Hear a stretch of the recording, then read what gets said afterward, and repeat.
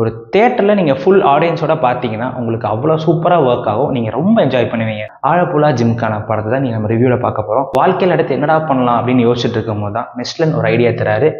நம்ம பாக்ஸிங் கற்றுக்கிட்டு sports quota மூலயமா காலேஜில் போயிடலாம். அந்த பாக்ஸிங் அவங்க லைஃப்பில் என்ன ஒரு இம்பேக்டை கொடுத்துச்சு அப்படிங்கிற ஒரு ஜேர்னி தான் இந்த படத்தோட கதையை நம்ம இங்கே சொல்லலாம். நெஸ்லனோட பர்ஃபார்மன்ஸ், அவரோட அந்த குட்டி குட்டி கவுண்டர்ஸாக இருக்கட்டும், அவரோட அந்த சின்ன சின்ன எக்ஸ்பிரஷனாக இருக்கட்டும், எல்லாமே இந்த படத்துக்கு ஒரு ஆடட் அட்வான்டேஜ் நம்ம இங்கே கண்டிப்பாக சொல்லி ஆகணும். அடுத்து என்ன பண்ண போகிறோங்கிற ஒரு கன்ஃபியூஷனில் பாக்ஸிங்கை சூஸ் பண்ணி இவங்க அந்த பாக்ஸிங்கை எக்ஸ்ப்ளோர் பண்ணுறதா இருக்கட்டும், அந்த பாக்ஸிங் சீன்ஸை எலிவேஷன் பண்ணுறதா இருக்கட்டும், பியூட்டிஃபுல்லாக செட்டப் பண்ணி அந்த இன்டர்வல் பாயிண்டில் இதுதான் இன்டர்வல், செகண்ட் ஹாஃபில் அந்த காம்படிஷன் போகிறோம் அப்படின்னு சொல்லிட்டு பியூட்டிஃபுல்லாக செட்டப் பண்ணுறாங்க. செகண்ட் ஹாஃப்மே நல்லா தான் இருந்துச்சு. ஆனால் ஸ்க்ரீன் பிளே கதை பெருசாக மூவ் ஆகாமல் அந்த காம்படிஷனுக்குள்ளேயே முடிஞ்சிருச்சோ, இன்னும் கொஞ்சம் வேறு ஏதாச்சும் கேரக்டர்ஸ் வச்சு எமோஷன் வைஸ் கொஞ்சம் ப்ளே பண்ணியிருக்கலாமோ.